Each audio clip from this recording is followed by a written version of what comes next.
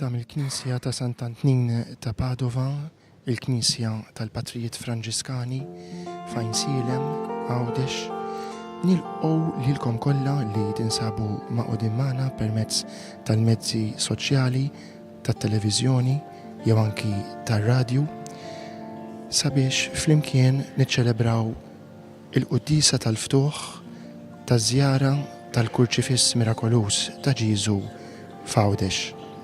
Qudiesa illi sejra titmexxa mill-isqof ta' Għawdex Anton Tewma fl-okkażjoni ta' din l-ewwel ġurnata minn tlieta illi fiha din ix-xbija tant għażiża għall poplu tagħna qiegħda tieqaf sabiex f'din il-gżira Awċija dawk kollha illi jixtiequ jżuruha u jersqu qrib tagħha jistgħu jagħmlu dan. Id-Dijoċesi ta' Għawdex resqet it-talba tagħha lill-Arċikonfraternità tas-Santissimo Kurċifiss fih dan il-Knisja tal-Patrijiet ta' Ġiesu fil-Belt Valletta, kif ukoll l-istess Provinċja Franġiskana f'Malta sabiex għal dan il-ġublew tat-tama u fil-bidu ta' dan ir-randan imqaddes din ix-xbija tal-Kurċifiss Mirakolus ta' Ġiesu tinġab Għawdex. It-talba ġiet milquha bi pjaċir kemm mill-Provinċja u kemm mill-Arċikonfraternità u l-bieraħ fil-għaxija din ix-xbija għażiża inġabet hawnhekk f'din il-Knisja biex tkun esposta għal qima tal-poplu ta' Alla. Id-Dijoċesi ta' Għawdex ħarġet programm illi ġie mqassam ftit wara illi wkoll l-isqof ħabbar din iż-żjara storika.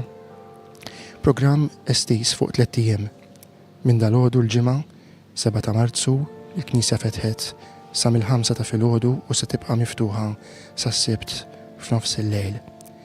Programm li jinkludi mumenti ta' talb kif ukoll ħin għaż-żjarat tal-morda, l-anzjani u dawk li jixtiequ b'mod aktar privat jagħmlu żjara tagħhom lill-Kurċifiss fejn f'din il-Knisja matul dawn it-3 ijiem wieħed jista' jikseb ukoll l-indulġenza plenarja illi il-Knisja fil-grazzja ta' Alla tagħti lil dawk kollha illi f'dan il-ġublew niedma u sobina u b'xewqa illi bidlu ħajjithom waqt illi jitolbu wkoll għall-qdusija tiegħu il-Papa speċjalment f'dan iż-żmien ta' Mart tiegħu kif ukoll għall-ħtieġa tal-Knisja Universali u jistqarru l-fidi tagħhom jersqu hawnhekk u jistgħu wkoll jirċievu s-sagrament tal-qrar u hekk jistgħu jibbenefikaw minn din il-grazzja kbira ta' Alla illi fil-ħnina tiegħu jaħfer mhux biss id-nubiet bis-sagrament tal-qrar imma wkoll il-pwini u dak kollu illi id-dnub ħalli l-marka tiegħu bih fil-qalb tal-bniedem. Il-ħadd imbagħad dawn it-3 ijiem ta' waqfa f'din il-Knisja u fil-Gżira Awċija jintemmu bil-pellegrinaġġ penitenzjali ġubilari li l-isqof se jmexxi lejn il-Knisja Arċipretali tal-Madonna ta' Loreto fejn Silem. It-tema magħżula għal din iż-żjara storika meħuda mill-Vanġelu skont San Ġwan kapitlu 19 huma qed iħarsu lejn min nifdu. Aħna xtaqna li dan l-ewwel mument qawwi ta' din iż-żjara storika u ta' grazzja għal poplu tagħna inxandrulkom ukoll sabiex intom speċjalment il-morda u l-anzjani li tinsabu fi djarkom tistgħu tingħaqdu magħna għaċ-ċelebrazzjoni tal-Qudiesa li hija l-isbaħ mod kif nistgħu niftħu dawn il-momenti eżies ta' din il-waqfa ta' dan il-Kurċifiss antik u devot u mirakolus fostna. Il-Qudiesa dalgħodu sejra titmexxa mill-isqof ta' Għawdex Anton Tewma li se jkun ukoll akkumpanjat minn Monsinjur Vittorio Francesco Viola, Franġiskan, li huwa s-sottosegretarju tad-Dikasteru għal kult divin u d-dixxiplina tas-sakramenti fil-Vatikan. Illi dawn it-3 ijiem qiegħed imexxi wkoll seminar għas-saċerdoti dwar il-parteċipazzjoni fiċ-ċelebrazzjoni tal-Ewkaristija. Il-Qudiesa illi se niċċelebraw dalgħodu hija l-Qudiesa tal-eżaltazzjoni tas-Salib imqaddes, il-festa illi l-Knisja tagħmel fl-14 ta' Settembru U fil-fatt kif tistgħu taraw il-lewn liturġiku użat huwa il-lewn aħmar. Jikkonċelebraw is-saċerdoti u reliġjużi tad-djoċesi Awċija. Il-qari huwa dak tal-ġurnata, jiġifieri tal-ġimgħa tal-ġimgħa fuq l-erba' tal-irmiet, il-ġimgħa fuq ras ir-randan. Ejjew nieħdu sehem b'mod ħaj anki jekk minn djarna f'din iċ-ċelebrazzjoni tal-quddiesa sabiex nitolbu lil Mulej Ġesu il-wiċċ tal-ħniena tal-missier sabiex ixerret fuqna u fuq is-sitwazzjonijiet illi qegħdin ngħixu bħalissa il-grazzja u l-barka tiegħu.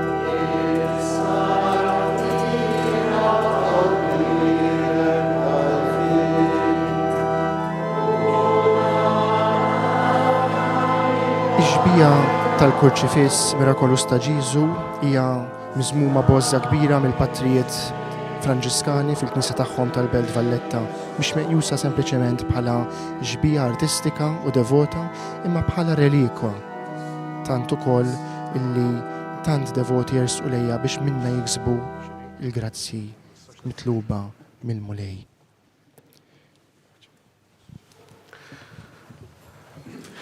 Fl-isem tal-Missier u tal-Iben u tal-Ispiritu Santu. Amen. Il-grazzja ta' Sidna Ġesu Kristu, l-imħabba ta' Alla u l-għaqda fl-Ispiritu Santu tkun magħkom ilkoll. Ħuti eżies, ħuti saċerdoti, ħuti lajċi, inġbarna fl-imkien quddiem din ix-xbija għażiża ta' Ġesu msallab biex nifhmu ftit iktar, nidħlu ftit iktar fil-fond ta' x'jiġifieri l-Ewkaristija. X'jiġifieri l-quddiesa li ser niċċelebraw. Dak li qed naraw qudiemna jiġri f'kull Ewkaristija. Il-Mulej li jagħti lilu nnifsu kontinwament għall-imħabba ta' kull wieħed u kull waħda minnha. Ejjew naraw mhux biss miżerja, ejjew mhux biss nitħassru, imma fuq kollox inħossuna x-xurtjati maħbubin u maħfurin. Biex nitħejjew tajjeb ħalli niċċelebraw kif jixraq din il-laqgħa tagħna mal-Mulej u flimkien ejjew narfu n-nuqqasijiet tagħna. U b'fiduċja sħiħa fil-Mulej li jħobbna nitolbu maħfra.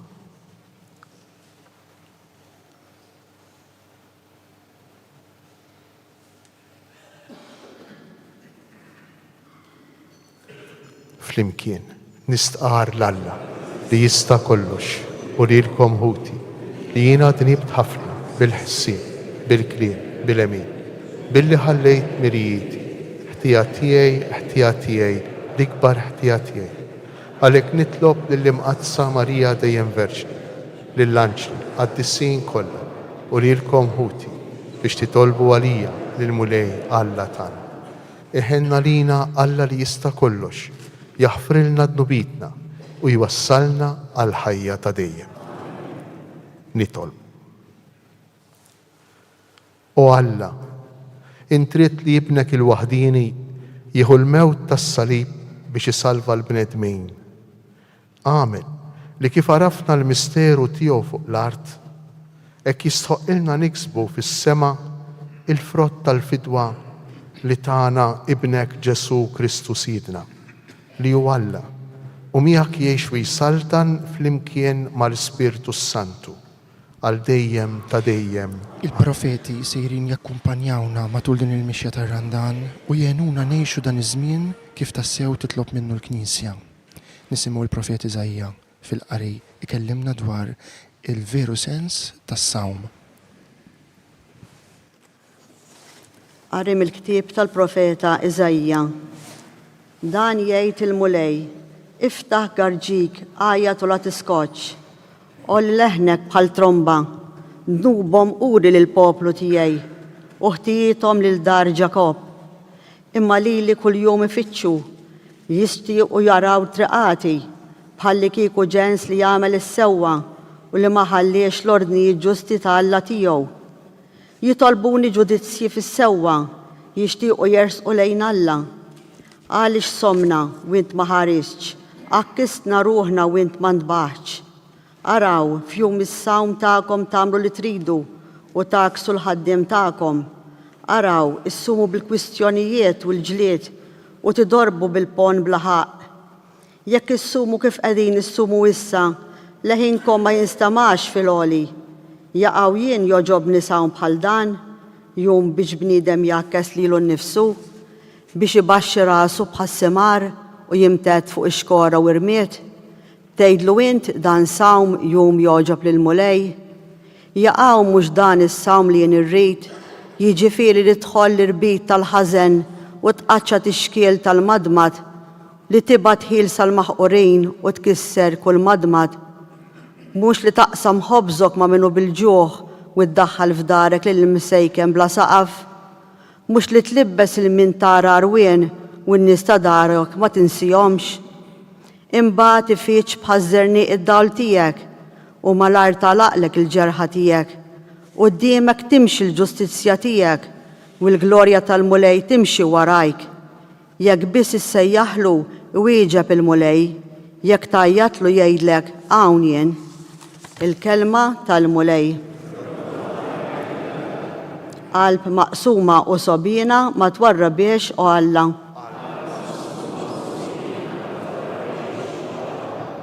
Ikollok ħniena minni Alla fit-tjubitek, fil-kobor tal-ħniena tiegħek ħassar ħtijieti, aħsilni kolli mill-ħtija tiegħi, naddafni mid-dnub tiegħi.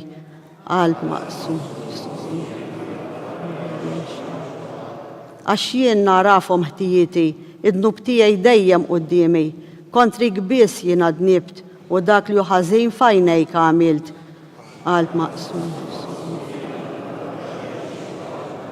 Għax lilek ma joġbokx is-sagrifiċċju, nofrilek vittmi maħruqa u ma tilqaħħomx. Is-sagrifiċċju tiegħi Alla u qalb niedma, qalb maqsuma u sobina ma twarrabiex u Alla.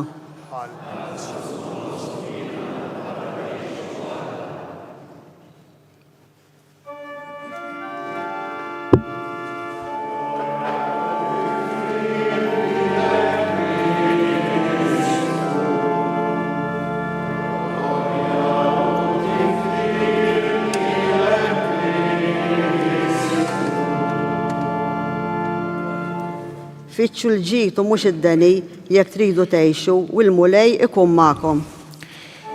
Smajna hemmhekk l-ewwel qari u s-salm, salm penitenzjali, salm 51 miktub minn David skont it-tradizzjoni biblika u issa l-gwardjan ta' din il-komunità Patri Marcello Girlando sejjer ixandar il-Vanġelu li fih ukoll issir mistoqsija lil Ġesu dwar is-sens veru tas-sawm. U jwieġeb u jgħid illi s-sawm isir fl-istennija tal-ħarus u dan hu illi qed ngħixu aħna bħala Knisja kontinwament l-istennija tal-ħarus li hu Ġesu.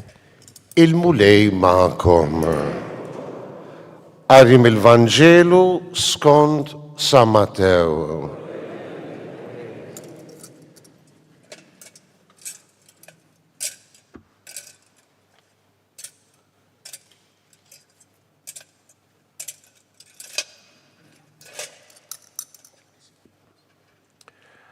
Dak iż-żmien resqu lejn Ġesu id-dixxipli ta' Ġwanni u qalulu għaliex aħna u l-Fariżej insumu u d-disċipli tiegħek ma jsumux,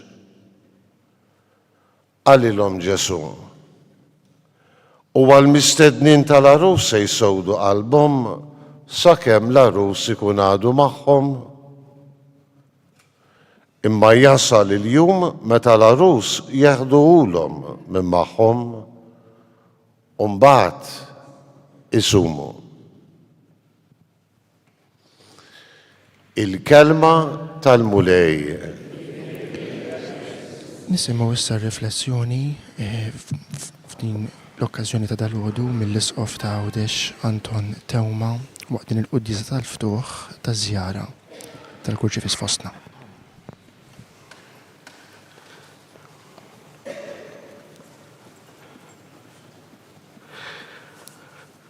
Għadna kif smajna fl-ewwel qari il-profeta Iżajja Alla li inebħu jgħidlu iftaħ garġik, iftaħ il-garġi tiegħek, iftaħ ħalqek sewwa, iftaħ griżmejk sewwa u għajat u uri lil poplu fejn qiegħed jiżbalja.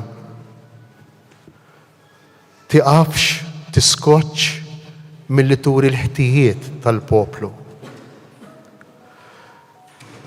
Interessanti ħafna x'dan l-ajjat, dan l-istorbju illi Alla l-Missier iqabbat lil profeta Iżajja biex jakkuża bih lil poplu ludi, narawh qudiemna irrappreżentat fil-figura ta' Ġesu Kurċifis.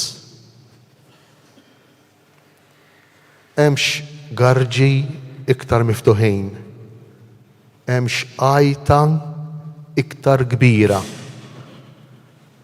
hemmx xena iktar trasparenti, iktar evidenti li tista' turina il-laqa tal-imħabba infinita ta' Alla flimkien mal-egoizmu, mad-dnub, mal-ħtijiet, mal-meskinità ta' kull wieħed u kull waħda minna. Ġesu Kurċifis, is-salib huwa l-laqa tal-imħabba ta' Alla, il-laqa tal-maħfra ta' Alla mal-ħtija tiegħi, mal-ħtija tiegħek. U allura l-garġi miftuħin, l-għajta li ma taqafx, li Alla inebbaħ bija lil profeta Iżajja mixajr Ġesu msallab. U jkompli l-profeta Iżajja, ikompli jistieden lil poplu biex iwettaq f'ħajtu l-opri tal-ħnina. Mhux biżżejjed is-sawm, mhux biżżejjed li niġu hawn u nqimu lill-Kurċifis. Mhux biżżejjed li mmorru l-Knisja li nitolbu. Imma hemm bżonn li aħna nittieħdu minn din l-imħabba. Hemm bżonn li aħna nittieħdu minn din l-infinità ta' ġenerożità, minn din l-infinità ta' għotja tiegħu nnifsu għal kull wieħed u kull waħda minna. Iżajja jistieden lil dawk in-nies ta' żmienu biex ikollhom ħniena minn xulxejn, biex ma jaqflu lil ħadd fil-kantuniera tar-rabja ta' qalbhom, biex iħobbu lil kulħadd, biex jgħinu lil kulħadd, biex ma jħallux li xi ħaġa jew xi ħadd tifixkilhom milli iħallu l-qalb tagħhom tferra kontinwament imħabba u ħniena lejn il-proxmu, imħabba u ħniena lejn l-oħrajn. U allura din il-figura li hawn qudiemna ta' Ġesu msallab tasal biex turina mhux biss l-imħabba ta' Alla u d-dnub tagħna, imma turina wkoll kif għandha tkun l-imħabba tagħna lejn xulxejn. U hawnhekk aħna għal darb'oħra quddiem din il-figura inħossuna bla ħila, inħossuna maħniex kapaċi, inħossuna dgħajfa, inħossu li l-egoizmu tagħna, l-emozzjonijiet tagħna, il-bżonnijiet tagħna ifixkluna milli nkunu nies verament li nħobbu, milli nkunu mistednin denji tat-tieġ tal-arus. Il-Vanġelu jkellimna fuq Ġesu l-arus u fuqna il-ħbieb tal-arus, il-mistednin tal-arus. Inkunu mistednin tas-sew tal-arus, inkunu u lid-denji li nistgħu nipparteċipaw, nieħdu sehem fl-ikla tal-arus, fl-Ewkaristija mqazza, sakemm aħna inħallu lil Ġesu imsallab, inħallu lil din l-imħabba li tiltaqa' mal-ħtijiet tagħna, inħalluha titrasformawhom dawn il-ħtijiet, l-uġieħ li jkun hemm fil-qalb, ir-rabja li jkun hemm fil-qalb, inħalluha titrasformaha f'imħabba, inħalluha titrasformaha fi ħniena. Ejjew nitolbu lil Mulej f'din l-Ewkaristija u li għal darb'oħra qiegħed ikun arus fidejl lejna, arusa infidila tiegħu. Ejjew nitolbu lil Mulej biex jgħinna nħossu din l-imħabba kbira li għandu għalina. Jalla din ix-xbija ta' Ġesu msallab tkompli tispjega, tiftaħ, tkompli tiddeskrivi dak li jiġri f'kull Ewkaristija. Il-mod kontinwu li bih Alla iħobb lil kull wieħed u lil kull waħda minna. B'tali mod li jiena u intom, li aħna l-koll, mu speċjali aħna s-saċerdoti, mu speċjali aħna s-saċerdoti, b'tali mod li aħna nikbru dejjem iktar fl-imħabba, fil-ħniena, fil-maħfra lejn id-djufijiet ta' ħutna l-bnedmin. Ejjew nagħmlu mument ta' skiet, noqogħdu ftit fi skiet quddiem din ix-xbija u nitolbu lil Mulej b'dawn is-sentimenti li għadna kif riflettejna fuqhom.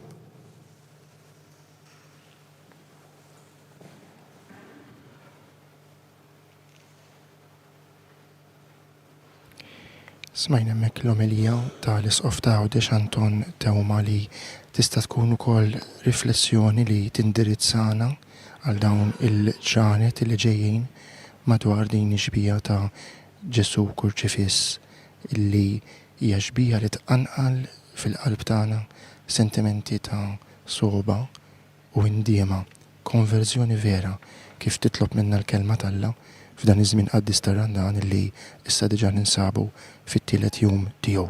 Din hija xandira diretta mill-Knisja tal-Patrijiet Franġiskani f'Ajnsieles Għawdex fejn l-Isqof ta' Għawdex Anton Tewma qiegħed jiċċelebra flimkien mas-saċerdoti u reliġjużi qudiesa fil-ftuħ ta' żjara tal-Kurċifiss mirakolus ta' Ġiesu fil-Gżira Awċija. 81 sena wara illi kien hawnhekk għal kważi 4 snin fi żmien it-tieni gwerra dinjija. Okkażjoni illi torbot tant tajjeb ma' żmien tal-ġublew tat-tama illi qegħdin ngħixu bħala Knisja Universali u li fih il-Papa Franġisku stedinna biex inkunu pellegrini tat-tama. It-tama illi mhijiex idea fl-arja għalina l-insara imma hija l-istess persuna ta' Sidna Ġesu Kristu kif il-Papa stess urina tant tajjeb fil-bolla tal-indizzjoni spess non confundit. L-quddiesa li qed tiġi ċelebrata dal-għodu hija dik tal-eżaltazzjoni tas-salib imqaddes il-festa illi l-Knisja tiċċelebra fl-14 ta' Settembru, il-lewn liturġiku li jfakkar fi Kristu is-Sultan tal-Martri, il-lewn ħamrani illi se jintuża matul dawn iċ-ċelebrazzjonijiet f'din il-Knisja f'dawn it-3 ijiem kemm idumaw is-Santissimu Kurċifiss mirakolus ta' Ġiesu. Waqt illi il-qari li fuq irriflettejna anke flimkien ma' Monsignor Isqof fl-omelija tiegħu huwa l-qari tal-ġimgħa fuq l-4 Tarmiet. jikkonċelebraw mal-isqof Monsinjur Viola, sottosegretarju tad-Dikasteru tad-Disciplini tas-Sagramenti, tal-Kull Divin u d-Disciplini tas-Sagramenti, kif ukoll il-Provinċjal Patri Twani Kirkop, Provinċjal tal-Franġiskani hawnhekk f'Malta u f'Għawdex. Jikkonċelebra wkoll naturalment il-Gwardjan Patri Ramon Farrugia, il-Gwardjan tal-Belt.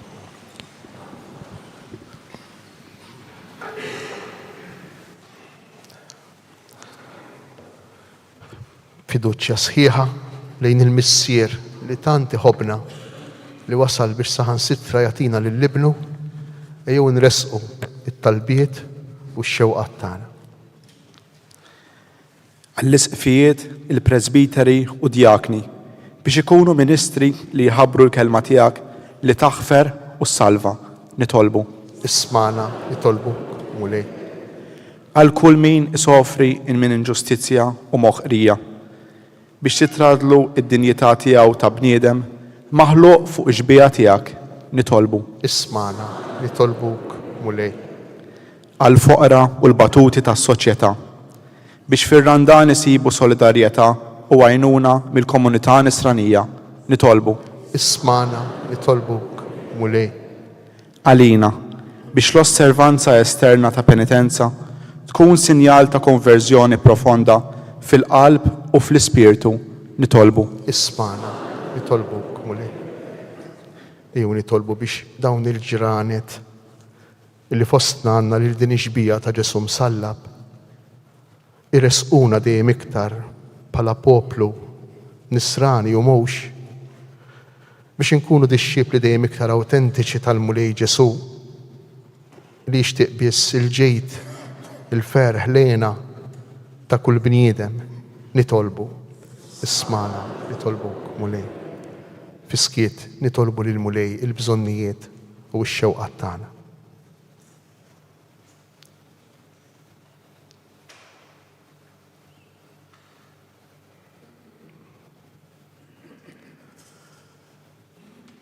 Inroddulek ħajr missier qaddejs għal imħabba kbira. Wessalna ftit iktar il-qalbna biex inkunu nistgħu nifmu u nħossu ftit ieħor din il-ħniena, il-maħfra li għandek għal kull wieħed u kull waħda minna. Inti li tgħix fis-Saltan għal dejjem ta' dejjem. Amen. Aw karozza ipparkjata ħażin quddiem garax ta' mini plis inneħħija il għaliex is-sitt tal-garax irid imur għax-xogħol.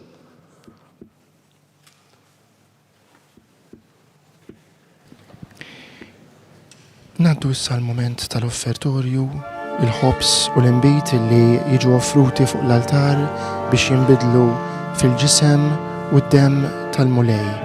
Dak l-istess mulej illi ingħata lina fuq is-salib bħalissa s-saċerdoti qegħdin jirriflettu fl-imkien fil-Djoċesi ta' Għawdex fuq l-importanza tal-Quddisa tal-Ewkaristija illi ġġeddet kull darba dan is-sagrifiċċju tal-Kalvarju mhux bit-tixrid tad-dem imma b'mod spiritwali u sagramentali. Kull darba li aħna niċċelebraw il-Quddisa bħala poplu ta' Alla nerġgħu ngħixu minn ġdid il-mument tal-għotja sħiħa ta' Ġesu għalina fuq is-salib. Ejjew dan l-ispirtu ngħixu wkoll il-mument ta' dalgħodu għalkemm għandna ma' ġembna qudiemna ix-xbija tant għażiża ta' Ġesu Kurċifiss, niftakru li il-preżenza vera u reali tal-mulej Ġesu hija f'ġismu u f'demmu l-Ewkaristija mqazza.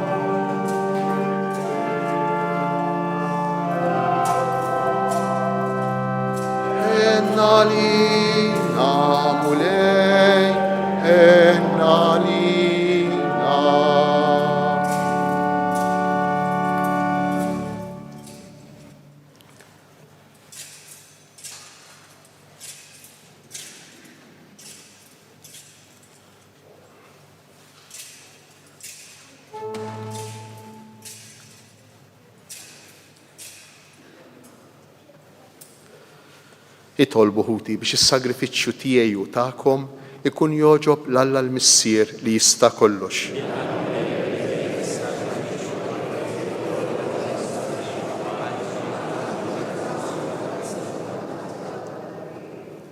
Naddafna mulej minn kull ħtija bis-saħħa tas-sakrifiċċju li sejrin nofrulek.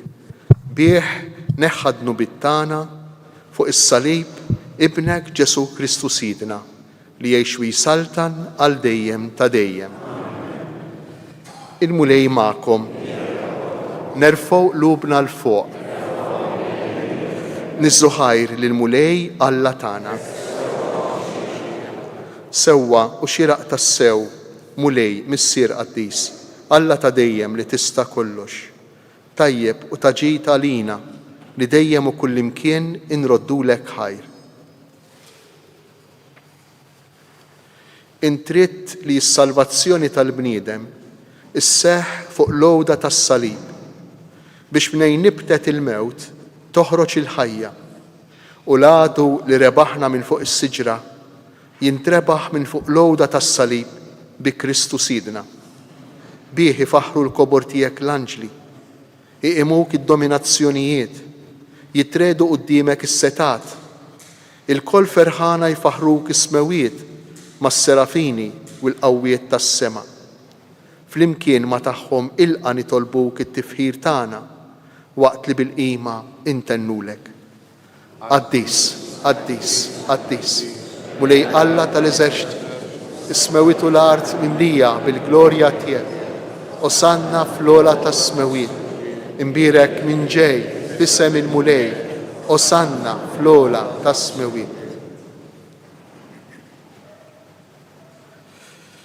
Qaddis tas-sew int mulej, int lajn ta' kull qudusija.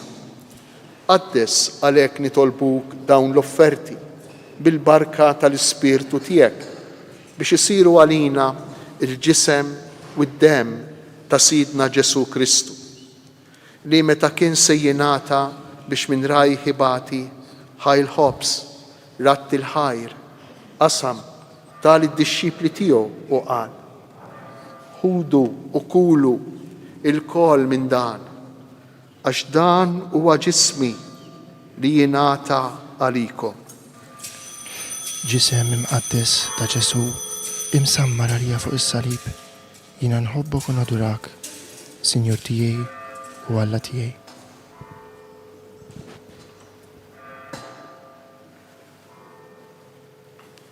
Hekk ukoll wara l-ikla ħal kalċi reġa' ratt il-ħajr tal id-dixxipli tiegħu u qal: ħudu u ixorbu minnu il-koll, għax dan huwa l-kalċi ta' demmi tal-patt il-ġdid li jibqa' dejjem, id-demm li jixxerret għalikom u għall-bnedmin kollha għal maħfra ta' dnubiet. Għamlu dan b'tifkira tiegħi. Dem imqaddes ta' Ġesu imċarċar għalija fuq is-salib, jiena nħobbok u nadurak, is-Sinjur tiegħi u Alla tiegħi.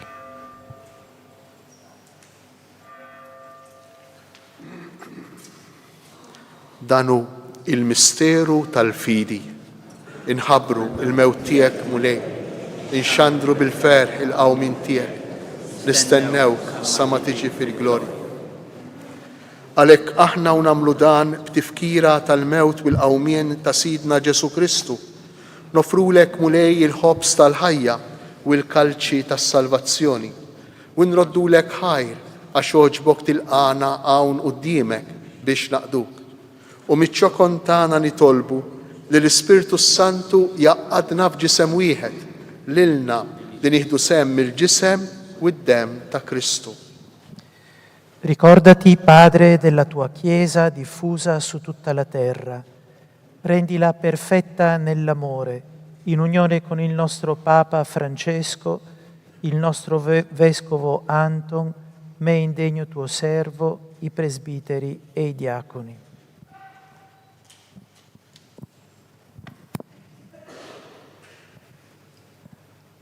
Ftakar ukoll fħutna li raqdu bit-tama tal-qawmien. Ftakar fil-mejtin kollha. daħalhom qudiemek fid-dawl tas-sebħ tiegħek. Ħenna għalina l-koll nitolbuk. Għatlilna wkoll il-wirt tal-ħajja ta' dejjem, flimkien mal-Verġni mqazzhom Malla Marija, mar-raġel tagħha San Ġusepp, mal-Apostli, ma' missierna San Franġisk, Sant Antnin u l-qaddisin kollha li jgħixu fil-ħbiberija tiegħek sa mill-bidu tad-dinja. Għamel li magħhom infaħruk u nsebħu Ġesu Kristu Ibni.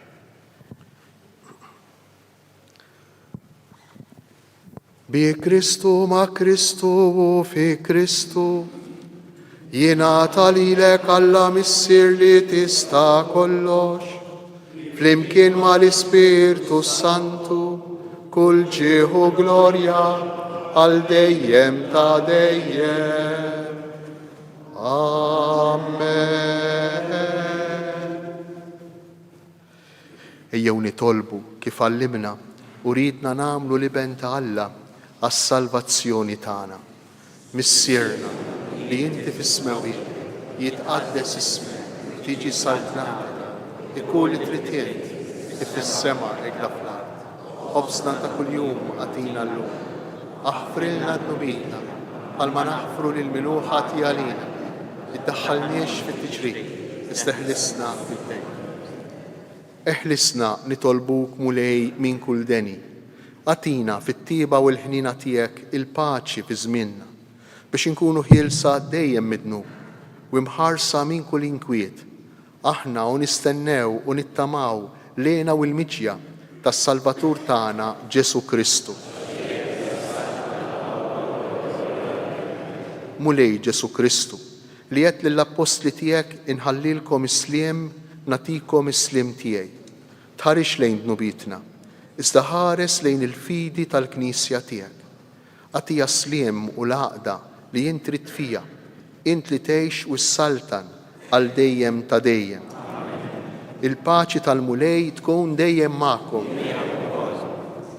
Ejjew nagħtu l-paċi lil xulxin.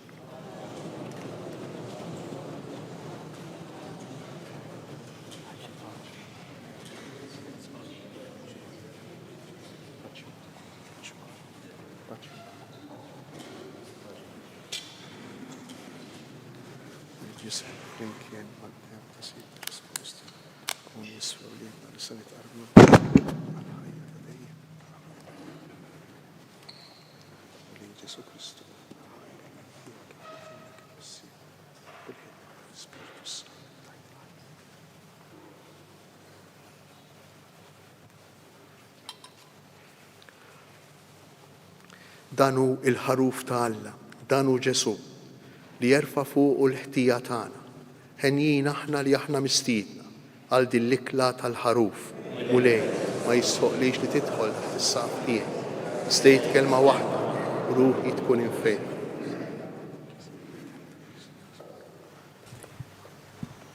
Issa huwa l-moment għażiż illi fih Ġesu ħaj fl-Ewkaristija jiġi fil-qalb ta' dawk illi jersqu biex jitqarbnu.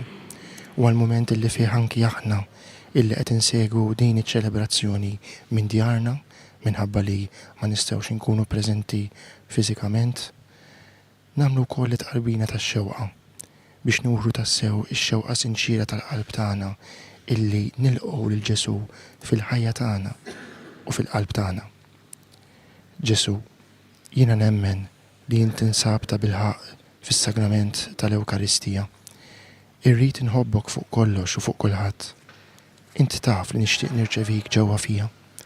Imma la darba bħalissa ma nistax nilqek fija sagramentalment, nitolbok tiġi fija spiritwalment.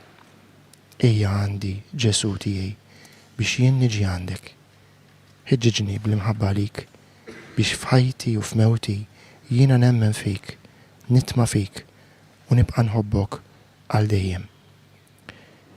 Iġbija għażiża ta' Ġesu kurċifiss bil-ħarsa illi nixħtu fuqha tqanqal fil-qalb tagħna sentimenti ta' mħabba, sentimenti ta' xewqa sinċira illi nitma minn dnubietna nersqu leħ biex minn għandu niksbu it-teżori tal-grazzja divina.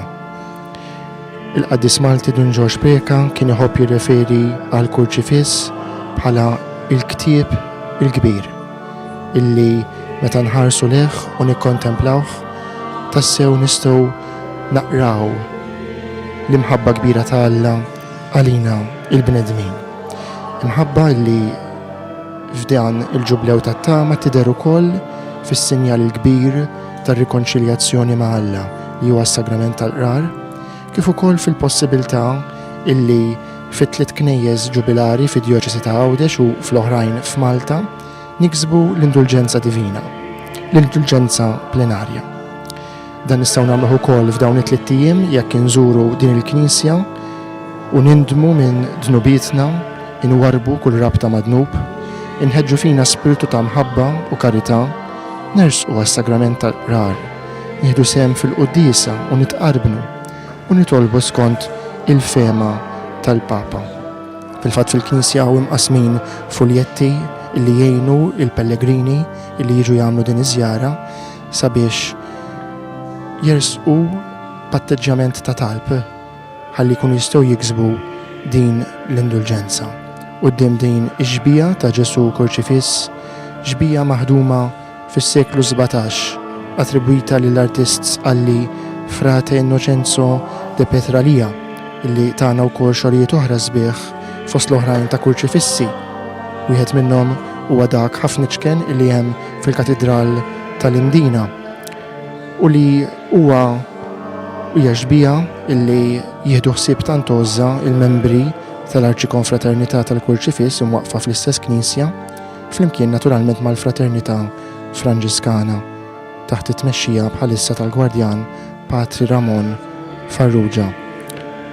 Din iġbija hija waħda mill-aktar miqjuma illi għandna ta' Kristu nsallab fil-Gżejjer tagħna u tgawdi devozzjoni qawwija mill-poplu tal-Gżejjer tagħna, speċjalment minħabba diversi mirakli illi ġew attribwiti lila u għalhekk hija meqjusa wkoll kif konna qed insemmu aktar kmieni bħala relikwa. Ejja waħna wkoll waqt li nixħtu ħarsitna mill-ġdid fuq Ġesu Kurċifiss nitolbu il-grazzja divina illi Alla qatt ma jieqaf isawwab fuqna f'dan iż-żmien ta' grazzja, iż-żmien speċjali tar-Randan imma matul is-sena kollha.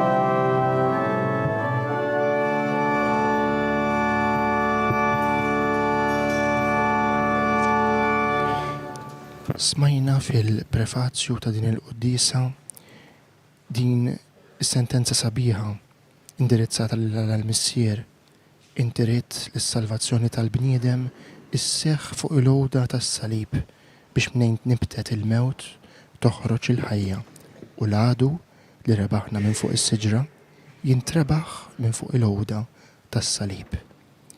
Din is-siġra illi l-Knisja fl-innu sabiħ tal-Għasar tal-ġimgħa mqazza issejħilha sinjal ta' tama. Hija s-siġra illi minnha ħarġet l-imħabba kollha ta' Alla. Hija s-siġra illi minn sinjal ta' kundanna saret sinjal ta' salvazzjoni. Lejha nħarsu u naduraw lil Ġesu Kurċifiss.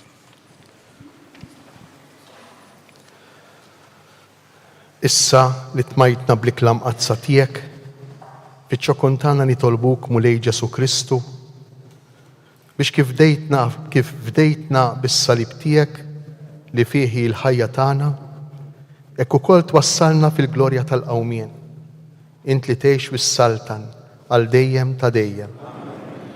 Permettu li qabel ma ntemmu din l-Ewkaristija inrod ħajr minn qalbi lill-provinċjal tal-Patrijiet Franġiskani Minuri flimkien ma' Fader Ramon, il-Gwardjan tal-Knisja ta' Ġiesu u l-konfraternità tas-salib tal-Kurċifiss ta' Ġiesu, flimkien ukoll ma' Patri Marcello u l-Patrijiet ta' din il-komunità illi għamlu din il-grazzja dan id-don ta' Alla possibbli.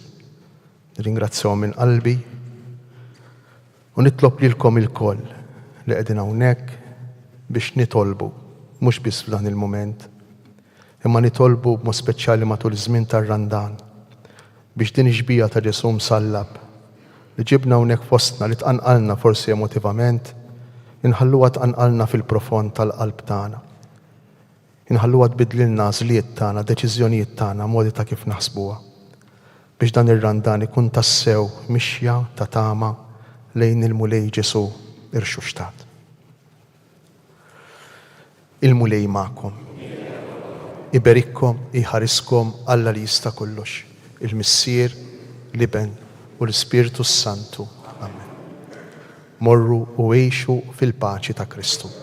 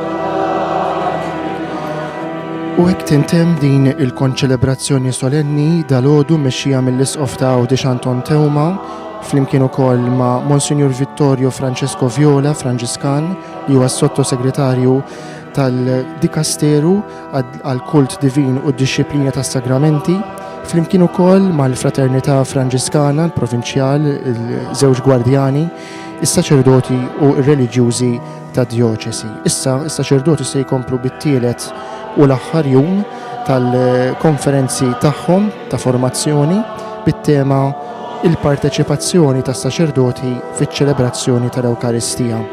Għalhekk kien moment sabiħ li din iż-żjara fetħet ukoll bis-sem tas-saċerdoti flimkien għal din il-qudiesa.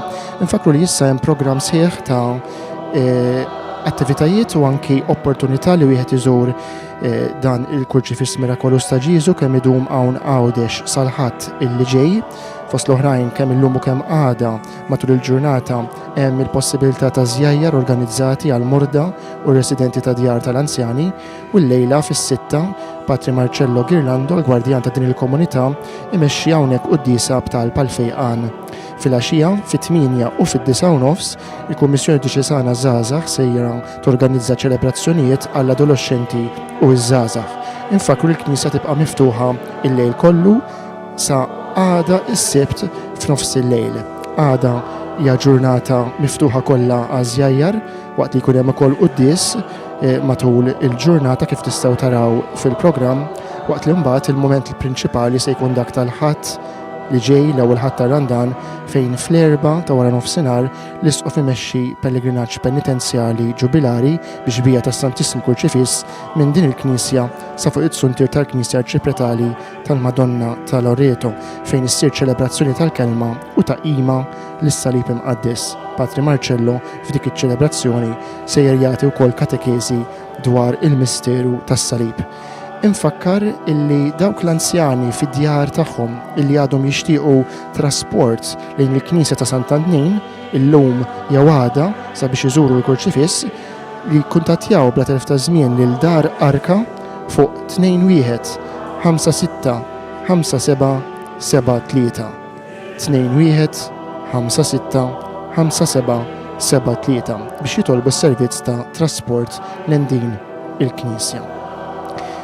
Waqt li fuq l-screens tagħkom tistgħu taraw ġbijat mill-isbaħ immaġni mill-aktar evokattivi ta' Ġesu Kurċifiss, din ġbija għażiża u mirakoluża tal-Kurċifiss ta' Ġiżu meqjuma fil-Belt Valletta hawnhekk fostna għal dawn it-3 ijiem żjara storika u unika għax hija l-unika darba li qed joħroġ għal 3 ijiem sħaħ bil-Knisja tibqa' miftuħa wkoll bil-lejl u propju ifakkarna għalmenu lil dawk li jiftakru iż-żmien tal-gwerra fil-żmien kważi 4 snin li għadda f'din l-istess Knisja fuq l-altar ta' San Franġisk, aħna niġu fit-tmiem din ix-xandira ta' dalgħodu. Waqt li nistednukom tagħmlu jekk kienu possibbli żjara lil Ġesu Kurċifiss kemm idum hawnhekk meqjum f'din il-Knisja tal-Patrijiet Franġiskani tax-Xatt, aħna fakrukom fil-mument prinċipali tal-ħadd li ġej illi inkunu qegħdin ikunu waslulkom permezz ta' din ix-xandira fuq il-mezzi soċjali u it-televiżjoni. Grazzi lilkom ilkoll illi ingħaqadtu magħna għal dan il-mument, nixtiequlkom mhux biss il-kumplament tal-għodwa tajba imma wkoll Randan Qaddis.